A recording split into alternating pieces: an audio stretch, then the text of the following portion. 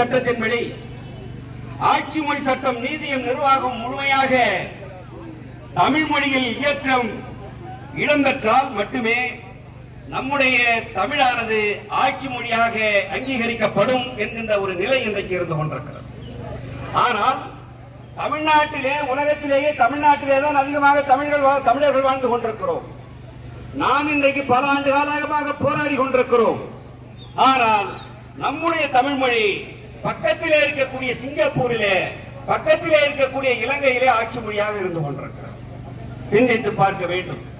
எனவே நம்முடைய மொழியை ஆட்சி மொழியாக கொண்டு வருவதற்கு எங்கே தடை இருக்கிறது என்று சொன்னால், நாம் உண்ணாவிரதம் இருந்து கொண்டிருக்கிறோமே, இங்கேதான் இந்த தடை இருந்து கொண்டிருக்கிறது. இதை நீக்குவதற்காகத்தான் பல முயற்சிகள் நடந்து கொண்டிருக்கிறது. அந்த முயற்சியின் அடிப்படையிலே தான் நம்முடைய கலையரசனை போன்றவர்கள், அந்த அமைப்பை சார்ந்தவர்கள் இந்த உண்ணாநிலை போராட்டத்தை இங்கே நடத்தி கொண்டிருக்கிறார்கள். இரண்டாவது தீர்மானம், தேர்தல் அறிக்கை.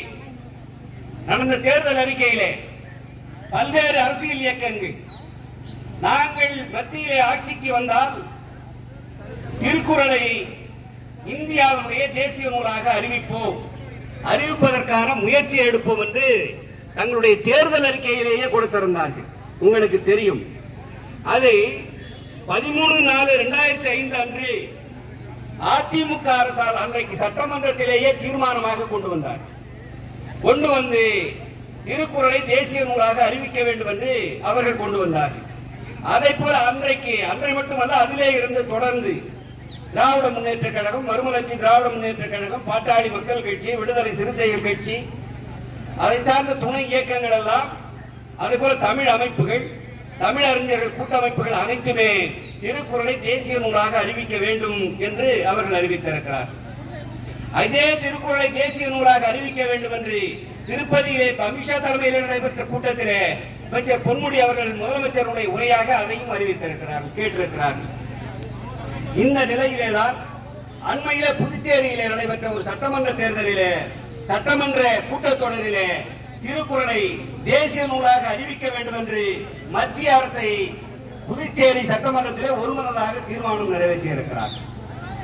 அதில் அவர்கள் கொடுத்திருப்பது அனைத்து தகுதிகளையும் கொண்ட மொழி தமிழ் மொழி. ஒரு அற்புதமான திருக்குறள், அற்புதமான நூல். 14 ஐரோப்பிய மொழிகள், 10 ஆசிய மொழிகள், 14 இந்திய மொழிகளிலே மொழிபெயர்க்கப்பட்ட, பல்வேறு வகைகளிலே மொழிபெயர்க்கப்பட்ட உன்னத நூல் திருக்குறள் என்று சொல்லி பாண்டிச்சேரியிலே நடைபெற்ற அந்த சட்டமன்ற கூட்டத்திலே தீர்மானம் நிறைவேற்றி இருக்கிறார். அதை போல நாடாளுமன்றத்திலே முன்னாள் மாநிலங்களவை உறுப்பினராக இருந்து கொண்டிருக்கக்கூடிய திருச்சி சிவா அவர்கள் அதே கோரிக்கையை நாடாளுமன்றத்திலே பேசியிருக்கிறார். அப்படி பேசிய போது கலாச்சாரத்துறை மற்றும் சுற்றுலாத்துறை அமைச்சர் மாண்புமிகு மகேஷ் சர்மா அவர்கள் ஒரு செய்தியை சொல்லுகிறார். என்ன சொல்லுகிறார் என்று சொன்னால், எங்களுக்கும் அது ஆசைதான், இலக்கிய நூலையும் தேசிய நூலாக அறிவிக்க மத்திய கலாச்சாரத்துறையிடம் கொள்கை அளவிலான வரையறை எதுவும் இல்லை. அதனால் எங்களுக்கு வரி அறிவிப்பதற்கு வாய்ப்பில்லை. வேண்டுமானால் வேறு ஏதாவது முறையிலே நாங்கள் அதை அறிவிக்கிறோம் என்று அவர்கள் சொல்லியிருக்கிறார்கள். எனவேதான் நம்முடைய கூட்டமைப்பானது இன்றைக்கு அவர்கள் அதற்கு சட்டத்திலே இடமில்லை, அதனால் இந்தியாவிலே எந்த நூலையும் நாங்கள் பொது நூலாக தேசிய நூலாக அறிவிக்கவில்லை என்று சொல்லுகிறார்கள். எனவே நான் இந்த கூட்டத்திலே நாம் அதை ஒரு தீர்மானமாக வடிவமைத்திருக்கிறோம். என்ன கொடுத்திருக்கிறோம் என்று சொன்னால், சட்டத்தை திருத்துங்கள், சட்டத்திலே மறுவரையறை கொடுங்கள், சட்டத்தை மாற்றி திருக்குறளை தேசிய நூலாக அறிவியுங்கள். காரணம், பிறப்புக்கும் எல்லா உயிர்க்கும் என்று எந்த நூலிலேயும் உலகத்திலே இல்லை, திருக்குறளிலே மட்டும்தான் இருக்கிறது. எனவே திருக்குறளை நீங்கள் உலக தேசிய நூலாக அறிவியுங்கள் என்று நாம் இந்த தீர்மானத்திலே இன்றைக்கு கொண்டு வந்திருக்கிறோம். அறிவிக்கலாம். காரணம், இந்திய அரசியல் சட்டத்தை திருத்தவே முடியாது என்று ஒரு காலத்திலே சொல்லி இருந்தார்கள். அப்படி இந்திய அரசியல் சட்டத்தை இடஒதுக்கீட்டுக்காக திருத்தப்பட்டது தமிழ்நாட்டிலே எழுந்த அந்த கோரிக்கை தான் இடஒதுக்கீட்டு கோரிக்கை. முதலாக இந்திய அரசியல் சட்டம் திருத்தப்பட்டது. அதன் பிறகு கூட கடைசியாக 3 நாளிலே அரசியல் சட்டம் திருத்தப்பட்ட வரலாறு உண்டு. அதுக்கும் தமிழ்நாடு தான் களமாக அமைந்தது. என்ன? ஜல்லிக்கட்டு போராட்டம். ஜல்லிக்கட்டு போராட்டம் நடந்தது மெரினா பீச்சிலே. எல்லோரும் பார்த்திருப்பீர்கள். சட்டத்தை 3 நாளிலே மாற்றினார்கள். எப்படி மாற்றினார்கள்? அந்த இளைஞர்களுடைய அந்த வேகம் அந்த சட்டத்தை மாற்ற வைத்தது. அதே போல 3 விவசாயிகள் சட்டத்தை இந்திய அரசு இன்றைக்கு இருக்கக்கூடிய அரசு கொண்டு வந்தது. டெல்லி நோக்கி விவசாயிகள் எல்லாம் படையெடுத்து வந்தார்கள். அந்த சட்டத்தை அப்படியே நிறுத்தி வைத்தார்கள்.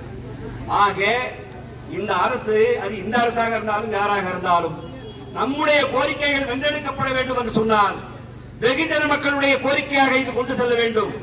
வெகுஜன மக்கள் விரண்டு எழுகின்ற போதுதான் இந்த கோரிக்கை வென்றெடுப்பார்கள். காரணம், இது இன்றைக்கு ஏற்பட்ட கோரிக்கை அல்ல. என்றைக்கு அரசியல் சட்டம் உருவாக்கப்பட்டதோ அன்றையிலிருந்து உருவாக்கப்பட்ட வந்த கோரிக்கைகள் இந்த கோரிக்கைகள். அடுத்ததாக சென்னை உயர்நீதிமன்றத்திலே தமிழை வழக்காடு மொழியாக கொண்டு வர வேண்டும் என்று தீர்மானம் நிறைவேற்றி இருக்கப்பட்டிருக்கிறது. அண்மையில மதுரை உயர்நீதிமன்றத்திலே ஒரு அடிக்கல் நாட்டு விழா. அந்த அடிக்கல் நாட்டு விழாவிற்கு உச்ச நீதிமன்றத்தினுடைய தலைமை நீதிபதி சந்திரசூட் அவர்கள் அதற்கு வருகிறார். அந்த கூட்டத்திலே, அந்த விழாவிலே தமிழக முதல்வர் ஒரு கோரிக்கை வைக்கிறார்.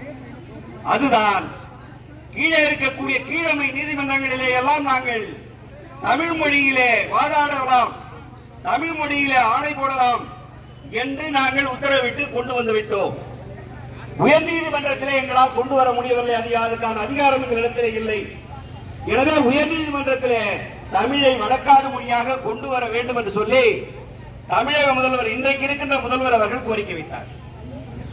அதற்கு உச்ச நீதிமன்றத்தினுடைய நீதிபதி சந்திரசூட் அவர்கள் சொல்லுகின்ற போது, அதிலேயும் சில சட்ட திருத்தங்கள் தேவைப்படுகிறது. அந்த திருத்தங்கள் தேவைப்பட்ட அந்த தேவை